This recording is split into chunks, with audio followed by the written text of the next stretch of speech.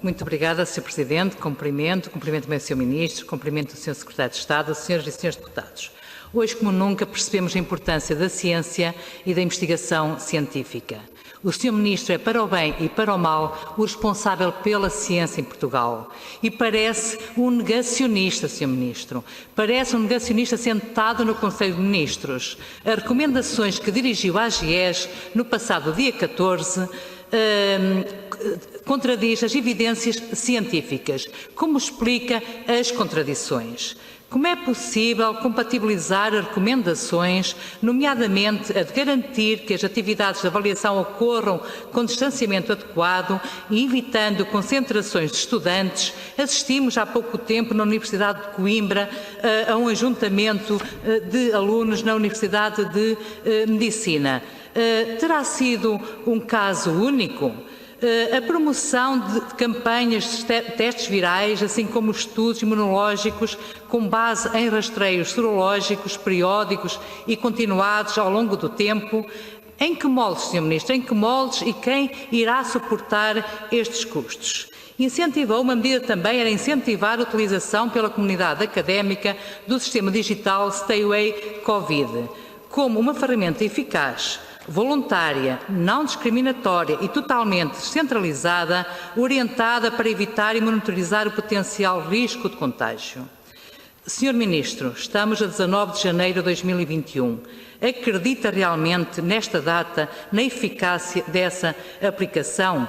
2,4% dos infectados não recebem o código para inserir nessa aplicação. 1,8 milhões de utilizadores já as instalaram. Sr. Ministro, não vou referir aqui os dados da pandemia, que os conhece muito bem. Está ou não está a ser um negacionista? Para o tempo, tem a palavra o Sr. Ministro, o Sr. Manuel Leitor. Muito obrigado, Sr. Presidente.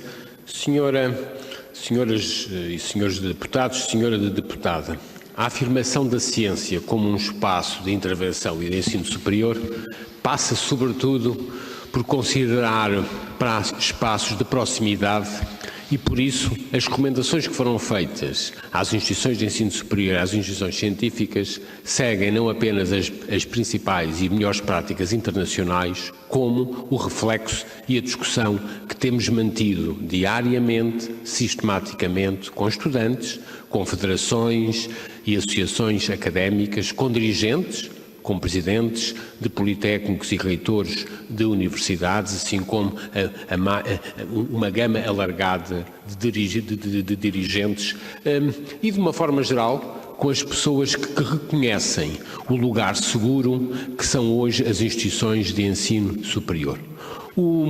A visão do ensino presencial, que hoje é consensual na Europa, é contudo uma visão que deve ser reconhecida num espaço de incerteza e, por isso, percebendo que temos que atuar dia após dia com base naquilo que é a realidade da nossa vida social e económica. E por isso as recomendações têm este realismo, ao mesmo tempo que certamente têm uma visão que o ensino é, sobretudo, resultado de uma interação pessoal e social entre estudantes e mestres, entre mestres e estudantes. Muito obrigado.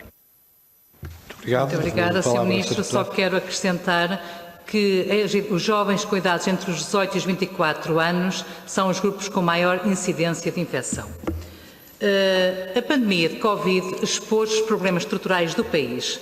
Foi para a ciência que o país e o mundo se virou em busca de uma resposta para travar o novo coronavírus.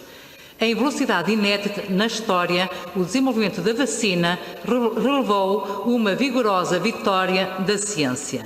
Não obstante, o papel assumido pelos investigadores em ciência tem sido parte dessa solução. Não têm sido muito bem tratados pelo seu Ministério. Desde já o PSD deixa uma palavra de reconhecimento ao trabalho meritório da comunidade científica nesta pandemia. Comunidade científica que está em choque com as baixíssimas taxas de aprovação de projetos e bolsas atribuídas pela FCT, classificando esta percentagem como o maior retrocesso de investimento em ciência. Por exemplo, considerando a taxa de aprovação de apenas 5,3% dos projetos elegíveis ao concurso de todas as áreas ou todos os domínios científicos, o pior resultado em 20 anos. Sr. Ministro, 95% dos projetos não foram aprovados. Outro exemplo é o SEC, o Concurso de Estímulo ao Emprego Científico Individual. Apenas 8,2% das candidaturas foram financiadas. Isto são números reais, não são os números maquiados que a FCT às vezes nos transmite. O Sr. Ministro defendeu recentemente que o problema é termos demasiadas candidaturas e projetos de investigação e que as pessoas deveriam concorrer menos e com mais qualidade.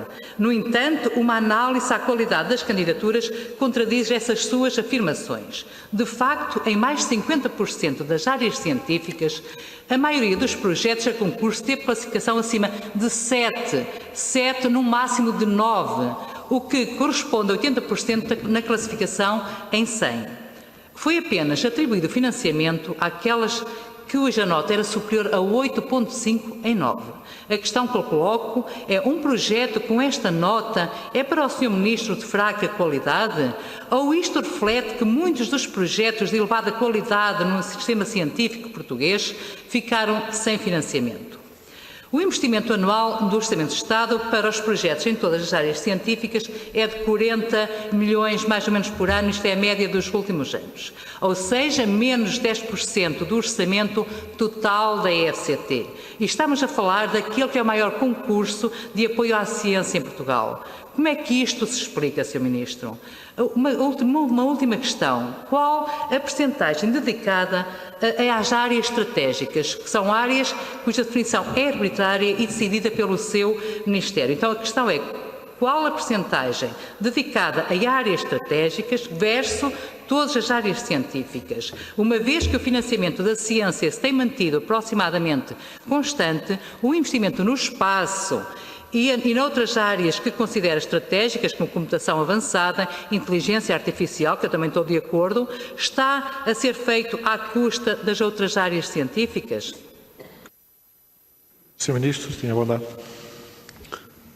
Senhor Presidente, senhoras e senhores deputados, senhora deputada, acho muito interessante trazer para este debate a atividade científica e agradeço o facto de o ter feito, porque nunca é tarde reconhecer aquilo que são os dados efetivos e reais da atividade científica. Já que o disse e repito, em 2020 a FCT atinge um máximo de 533 milhões de execução que compara com os 383 milhões de 2015. Percebe a diferença? Em 5 anos aumentámos em 150 milhões, portanto em 39% a execução da FCT. E veja o historial desde a criação da FCT em 1997. Não é preciso recordá-la quais são os governos que aumentaram a execução em ciência e na FCT. Escuso-me de fazer essa comparação histórica, mas referindo-me apenas aos aspectos que disse, é importante dizer que nos últimos anos duplicámos o número de bolsas de doutoramento. Em 2015 eram 985 novas bolsas por ano, a partir de 2019 são mais de 2.000. Triplicámos o investimento no emprego científico, que neste momento atinge 24% da execução da FCT.